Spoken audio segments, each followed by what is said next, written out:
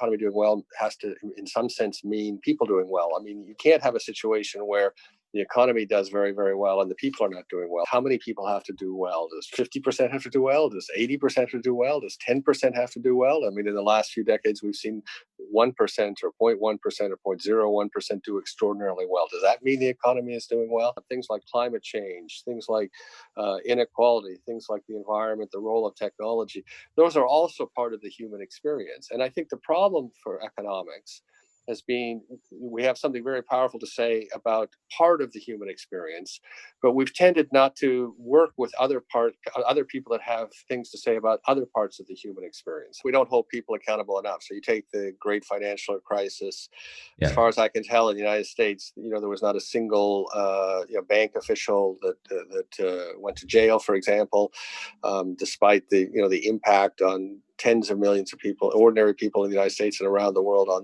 their lives. Can capitalism survive in its present form? I think just because of the demographics alone, probably not. I think there's going to have to be a whole new thinking about economics. How do you do economics in a world where the population is at best stable and likely to be shrinking?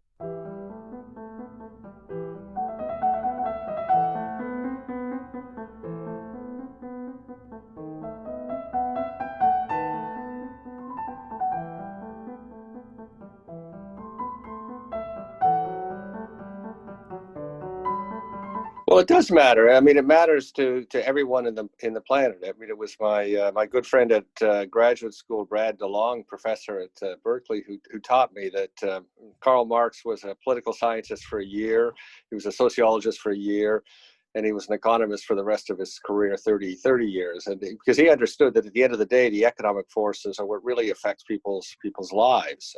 And we all live in the economy. I mean, earlier before we started filming, you discussed kind of the air that we breathe. Economics is the air that we breathe. And you really don't, if you don't understand that, you're not going to be able to make lives better. So in a very profound sense, no one on the planet can escape the impact of economics. And I don't think we might go through some criticisms in this session. No one should doubt just the importance of economics as a discipline, as a way of thinking, as something that affects all of us.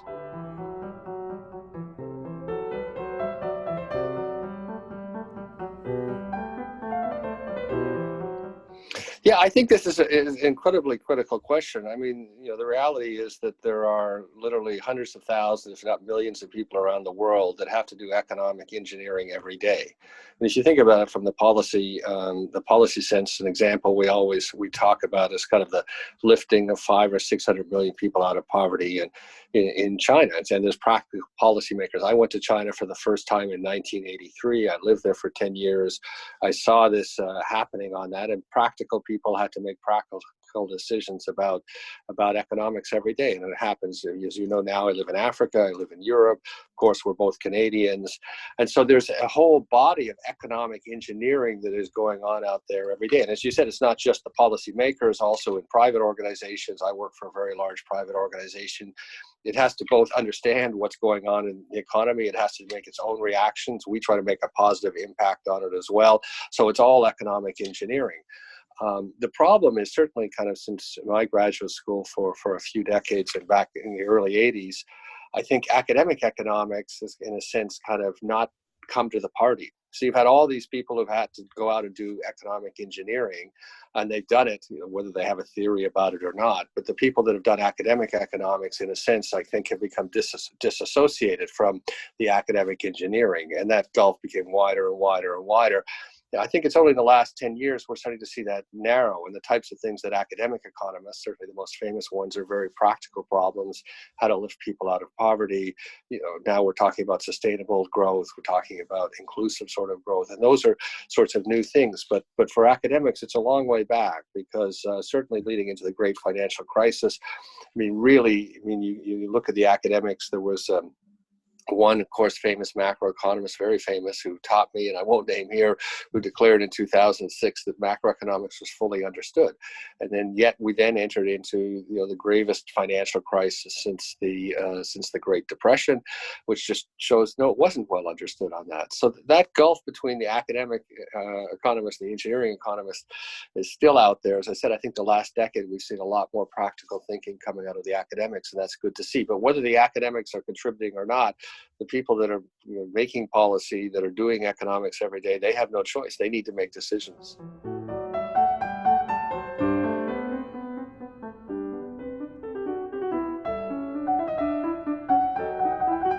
Well, I think this is actually a critical question, and I mean the starting point has to be, yes, it should be serving the common good. It should be serving society. I mean, why would you be an economist if you didn't want to serve the common good? I mean, I could understand, for example, someone wanted to be a mathematician and doing purely abstract mathematics, but presumably, if you're doing economics, it's about people, and it needs to serve the common good.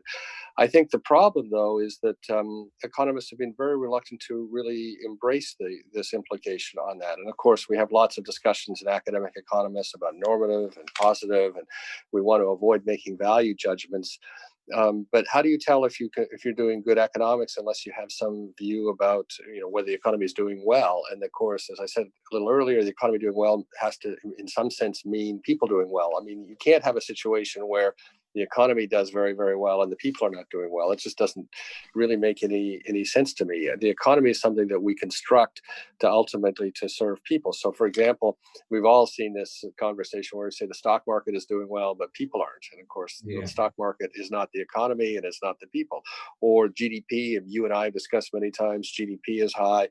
But if GDP is high, does that mean the economy is doing well? How does the economy do well in the absence of people doing well in some way? The problem is once you say, well, people need to do well in a well-functioning economy, you're then led to all sorts of other questions you have to really answer. I mean, what does it mean to do well? You have to define something around the good life in some broad sense.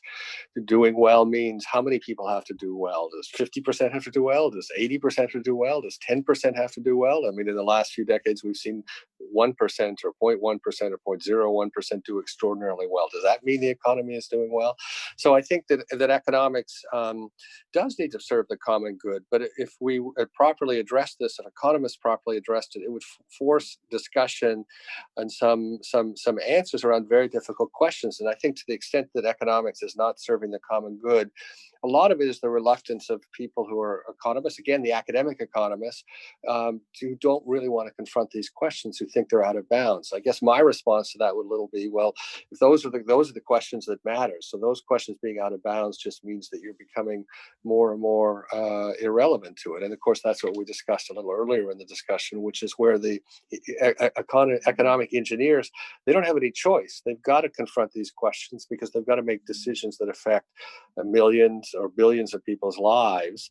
The academic economists have drifted away from this, and the results have just simply become less relevant. So I would like to see, the academic economists, come together and just be more relevant. But that requires taking on some difficult and at times value-laden questions. Otherwise, there's no real purpose to me to kind of abstract economics.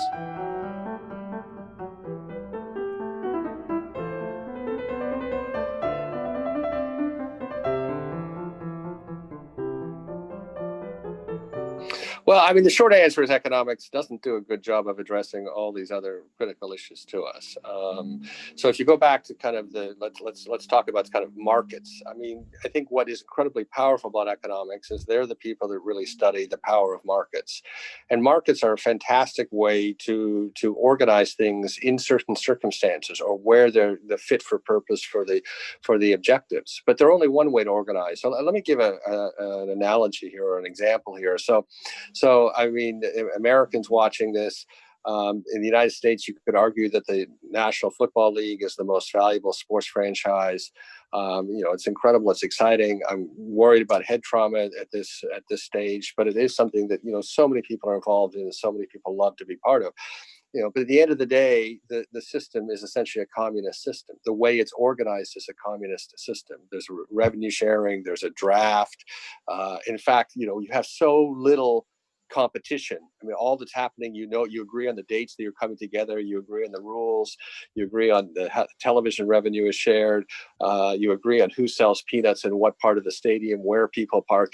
So you have an incredible amount of cooperation to produce a very small amount of competition in a very limited space under certain very restrictive rules. So, that to me sounds like, let's call it communism.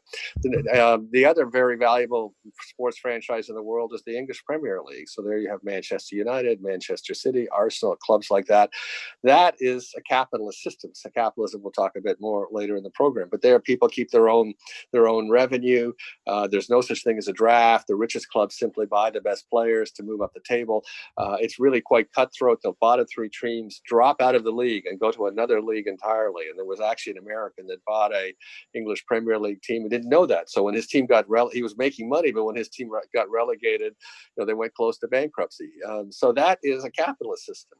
Right. So then how do you choose between let's call it the communist system, the capitalist system? Well, you can't make that choice unless you have what the objective is. So if your objective is to have a sport where you have a high degree of parity and almost every team but one, I believe, has gone to the NFL Super Bowl, for example, that's how you would choose the system. Whereas if you wanted to have kind of the English top teams competing with people like Barcelona and Inter Milan in Italy and Bayern Munich, the top teams in Europe, you would want the kind of English premier system. So the systems that we choose are related to what the objectives are. Now, so how does this relate back to the question? So all the things you laid out, things like climate change, things like inequality, things like the environment, the role of technology, those are also part of the human experience. And I think the problem for economics as being, we have something very powerful to say about part of the human experience, but we've tended not to work with other people that have things to say about other parts of the human experience. And I think economics is much more powerful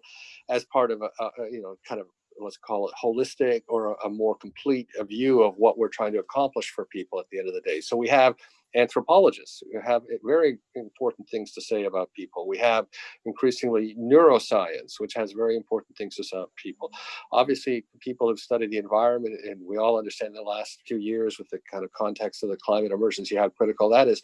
All of those are also critical parts of the human experience. And I think economics would make a bigger contribution to the common good, like we talked about last question, if economists were working with these other disciplines. And of course, when I was studying economics, started in 1980, we didn't really have anything to do with other disciplines, and there's always been this kind of hubris about economics. We could do mathematics, we had numbers, Yeah. we had complex linear equations, multiple linear equations that required advanced mathematical techniques to solve. So we kind of separated ourselves from the other disciplines. But the result is that our contribution to the common good, I think, has been diminished. So we haven't had enough to say. And of course, if we come to a question like the environment, I think the contribution of economists needs to also be understood to be part of the solution. We don't have the answer to all of those issues. We have part of the answer, and we need to work with others. But I think you're going to see increasingly, much more powerful insights coming out by the combination of disciplines. To take one example, the neuroscience I mentioned, I think economists approached this in a very simplistic way. We had Kahneman and Tversky start thinking about the bounds of rationality in economic speak. But when you look at the way neuroscience understands human behavior, that is so much richer than what economists have. And if we combine forces with economists and neuroscientists to think about the way people behave beyond just kind of the very basic behavioral economics we've seen in the last 10 or 15 years, I think we'll get much more powerful insights. And I also think economists would really find it fascinating to work with people who are from other disciplines on that. And it would kind of expand, and we'd have a much more holistic view of what people are about.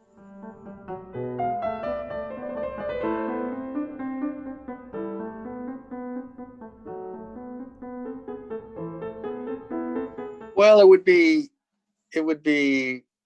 a heartwarming thought to think that economists could be held accountable, but I have to say I'm skeptical of how that would actually work. If we think about how we hold people, first off, we don't hold people accountable enough. So you take the great financial crisis. As far as I can tell, in the United States, there was not a single bank official that went to jail, for example, despite the impact on tens of millions of people, ordinary people in the United States and around the world, on their lives. So there was no real accountability there. The economists, I mean, at the end of the day, I mean, if you compare them, say, to lawyers or to medical doctors, medical doctors have a code or a standard of practice. You compare to some semi-objective sense whether they've met that, and you can hold them accountable. They can lose their license. In some cases, they can be criminally liable. Accountants, in fact, are also in that scale. But I think a little bit strategy consultants and economists are two groups that have gotten away with saying in effect anything, and with no accountability. So if we go back, I mean, I remember well, I was actually taught by Jeff Skilling when I was at McKinsey, at a McKinsey course. And of course, we had a little over a decade later, we had the Enron scandal on there. And he was held accountable. And of course, Arthur Andersen disappeared. So you can say, in a sense, they were held accountable. But there were many strategy consultants that were serving Enron who quietly put away all of their decks that extolled the Enron business model and never spoke of it again, and no accountability. And of course, there's stories in the press now about not just ethical judgments and lapses in judgments, like on a strategic sense, but also ethical lapses in judgment by strategic consultants that are not really held accountable. So those two groups, strategic consultants and economists, I think kind of get a little bit of a free pass, and I'm not sure there's a way to hold them accountable. I think the only solution we have is that the people that are kind of listening to them have a degree of sophistication to understand what's fit for purpose, and what has to be thought about more broadly. So I think I hope no policymaker takes what a macroeconomist says as kind of the truth of what they should do next for their country. I think it needs to be thought of to the extent it's valuable in the context of all of the things you're trying to do for the country, some of which you alluded to earlier, around the environment, around, in today's age, race relations, of course, around geopolitical relations. So the economics can only be a part. So I don't think we can hold the economists accountable. I think the decision makers just need to be sophisticated enough that they're able to kind of put the economics piece into the jigsaw puzzle they're trying to solve on that. I'm not putting some economists in jail is maybe, as I said, a heartwarming thought, but I'm not sure it's going to solve all our problems.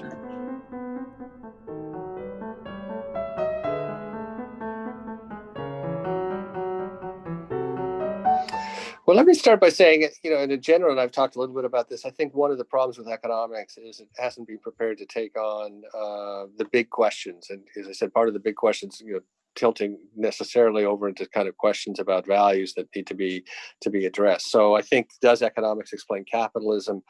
I don't think so. I think people have tended to shy away from kind of the grand treatise in the last 30 years. And that was what was so amazing about Thomas Piketty's book, is he came up with, a very big question about income inequality, empirically done over decades. And kind of the world said, wow, we need to really reflect on that. So all credit to him for putting up the big picture on there. So I don't think the economics profession has gone in the direction of trying to explain capitalism. But if I step back for a minute I would say, I'm always a little bit reluctant on the labels. We have human systems, and the way they're organized varies greatly, but sometimes there's common characteristics. So if you think of the health system in most of the OECD countries, right? So you have publicly funded health system, so the state's involved. In some cases, it's delivered by a private actor.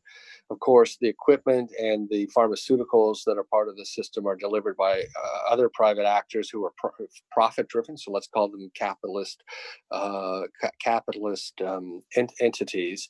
And that system more or less works. Some countries it works better. I think France, for example, delivers very good health outcomes. We're Canadians. I think most Canadians are relatively satisfied with our socialized healthcare. But the system itself is a mixture of different kind of approaches. And I think it also shows, one thing that's critical for economics is economics, or the economy, is a human construct, and the subsystems within it are a human construct. The way we can make those constructs is up to us at the end of the day, within limits, because if you try to do something that people are going to bend the rules or can't follow or impossible, they aren't going to do. So, but we can have quite different ways of organizing, and the capitalist principles in most systems will play a role. So again, if we take education, if you think of OECD countries in primary and secondary education, most education is delivered in a state delivered system. So actually the teacher, unlike the doctors in many cases, the teachers are employees of the state. But the textbooks are supplied by private capitalist enterprises. They're out to make a profit. They're trying to get you to use the new textbook. So again, it's kind of a mixed system.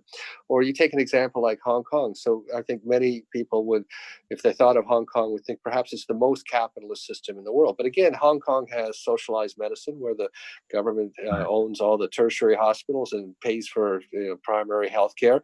It also, in fact, 50% of people in Hong Kong live in government-owned housing. So again, you have this mixed system. So I think the term capitalism is critical, but you again, like we talked about the NFL and the English Premier League example, you need to get into the system details and which parts of it work well with a market mechanism, private capital, which ones work better with a more socially directed sort of system, either for reasons of efficiency in some cases and reasons of fairness. I mean, one of the other critical aspects to this is there was an incredible book written by Fred Hirsch, who sadly died when he was young, book written in the 1970s called The Social Limits to Growth.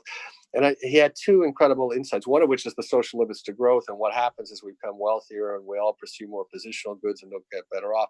But the other great insight he had is that if something is privatized, you'll get too much of it. And something is publicly funded, you get too little of it. So in a sense, it's not as though the market system necessarily delivers a better outcome. It delivers more of something.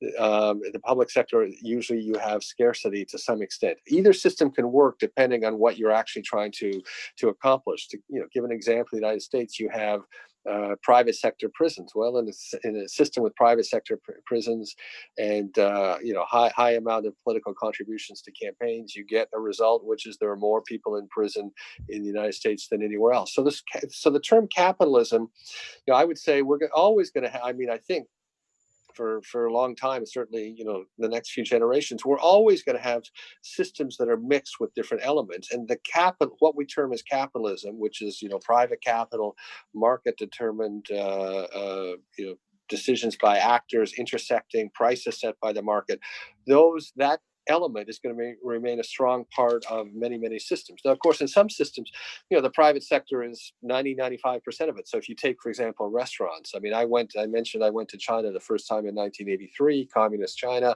It barely opened up. And when we were in Beijing, there were very few restaurants, and the restaurants that were there were owned by the state, and they weren't very good. Of course, now you go many places in the world, but certainly Beijing or China, I mean, you have a private sector restaurants. They're absolutely fantastic. The role of the state in that capitalist system is largely just to health and hygiene regulations on that, but 95% of what happens is capitalism. It works perfectly fine.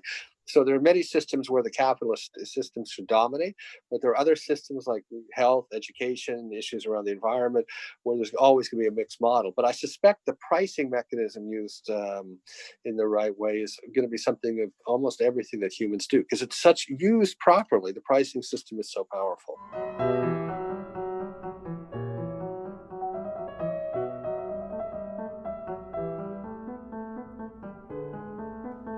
This is a very interesting question. I think one thing that people need to understand is we're in the midst of, let's call it a demographic collapse. Like if you look at a chart that shows over centuries the global population growth, what you'll see is the beginning of the 20th century. So 120 years ago, massive spike in the global population growth, reaching about 2.1% in I believe around 1960, and then a massive collapse in global population growth. And I'll relate to this to capitalism in a minute, but the total number of outside of sub-Saharan Africa, the total number of children has essentially peaked and is going to decline. The total number of working age adults is essentially peaked and is going to decline. And you have country after country where you have a total fertility rate that's well below replacement. I mean, they obviously understand Japan, they understand China, Russia, Spain, Italy, Germany, all these countries, France, Canada, having a TFR that's below replacement rate. But what they may not understand is even India is essentially replacement rate and is going down as well. So, and the reason I raise that is so much of what we think of as capitalism is based on a kind of overlapping generation model of growth and the accumulation of capital and growth in capital and return on capital. I mean, when I was doing my graduate work, I think it was Nobel Prize winner Tom Sargent taught an entire terms course just on overlapping growth models on that. So the reason is there are lots of other issues we discussed, but this issue is particularly interesting is what is the model for capitalism in a world of shrinking population? So there was an update done to the population projections that basically, has done by the Lancet, so very reputable, and I think the UN will follow shortly. That just has after country after country after country a collapse in population over the rest of the century. So to me, that is a very interesting challenge to capitalism because so much of it is tied together in the concept of economic growth. And so much of economic growth is based on population growth. But we're already starting to see in Europe, the markets for everything are essentially shrinking in Europe. This is going to start to happen in China soon. It's been happening in Japan for a long time. So can capitalism survive in its present form? I think just because of the demographics alone, probably not. I think there's going to have to be a whole new thinking about economics. How do you do economics in a world where the population is at best stable and likely to be shrinking? What happens to asset values? What happens to real estate values? How do you create value in the kind of the finance sense? How do you accumulate assets? All of that, I think, is kind of new territory for that. And I suspect we're going to have to create a new type of economics over the next couple of decades to deal with that. And of course, I hope the new economics includes, well, it'll have to include thinking about the natural capital and the natural systems as well on that. And of course, it may sound like a great surprise right now, but we may come to the point in time where we actively think about how to increase the population, right? Because the latest projections, I said, have us peak 2 billion people lower than the current UN population, so peaking at about 9.7 billion in 2068 or so. So not that far away, and of course, all of our children are going to be middle-aged at that point on that. So I think that's a very interesting challenge to capitalism. But the other thing I would say is going back to the systems we talked about, the health system, education system. I do think, and particularly coming out of COVID, great financial crisis, now COVID-19, there's no avoiding the question of what the purpose of the economy is. And I think that as that question gets addressed, and there's going to be some answer around the well-being of people in the economy, then I think what's going to happen is the existing, let's call it capitalist doctrine, will be nuanced. So how do we use the market system? How do we use capital? How do we use finance in a way that helps us achieve that purpose? And so if we go back a little bit, the financialization certainly of the Western world, I think that there was there was definitely a naive belief that the finance system was kind of self-regulating, and that the finance system itself would contribute. In a capital system, you would allocate capital to the best use, and ultimately, society, economy, most people would end up better off. I think the great financial crisis showed us that that's not necessarily the case, and that there's elements of the capitalist system that are inherently unstable.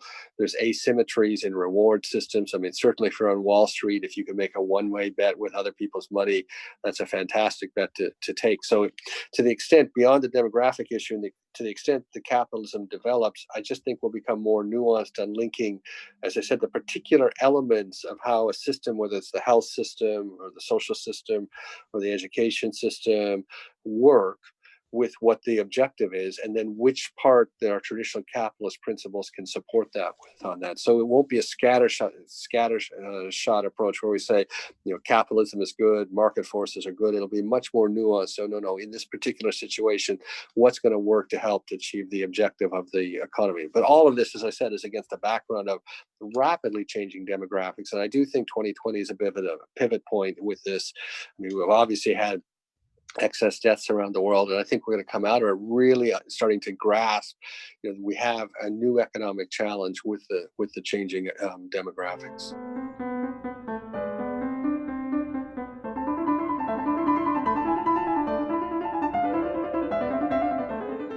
Yeah, I think you can see my philosophy a bit on this is sort of pick and choose for the subsystem that you're trying to work on. So I mean, I'm not going to stand up and say I mean, I'm not a big fan of neoclassical economics, as you know, even back from my graduate school days. On the other hand, no one can doubt the sort of the system that allocates capital, how critical that properly, how critical that is, or the price system that is operated properly, how critical that is. But it's just a component of it. And in particular, I think I think one critical thing to see is we also need to recognize when it's not working. So if you look at the finance system today, I mean, I mentioned before, I think it's not clear it's a stable, necessarily a stable system on its own. But we look at the way finance is done today. I think 80 or 90 or perhaps more percent of equity trades in the United States are done by high frequency trading, right? So by computer algorithms that are trying to get a millisecond or less advantage over their competitors. That actually, it's just at an a priori level cannot be right. If we think of the system as allocating capital to productive uses in some way, that system cannot be right. So I mean, we have these challenges with capitalism. I do think if we have a more purpose-driven economy, and we have more thought about what it's trying to accomplish, we'll be able to better choose where to use the capitalist principles that are appropriate to it, and we'll be able to have a language, I hope, that sort of says the reason that this part, so for example, the healthcare system, the reason that the device part of the healthcare system operates with capitalist principles largely is A, B, C, and D. So, okay, we understand it. The reason in this part of the healthcare system we don't operate with uh, capitalist principles is A, B, C, and D. It has to do with equity. It has to do with asymmetric information. It has to do with the vulnerable position of a patient. Whatever it is on that. So I think we'll get more sophisticated. I mean, my hope coming out of COVID is people can stand back. We talk about build back better. What does build back better mean? Presumably, build back better has to mean something around building back an economy, because it still is what is the let's call it the ether in which most people have a good life or not. Build back an economy that's more able to help people build a good life. So will capitalism survive? Elements, it will always survive everywhere in elements and the way it's used. I just would like to see us more sophisticated and not have these blanket statements: the market system's good, the market system's bad. And in some of the thinking and work that I've done, I've tried to approach this not from an ideological viewpoint, and of course everyone must be ideological at some point, but just asking, if the purpose of the economy is to help people have a good life, what are the implications of that for the way that we structure the economy? And I think we'll find that, as I said, it'll be always a kind of very mixed thing. And I just want to see people get more sophisticated about how these subsystems that we operate in actually function in a practical sense.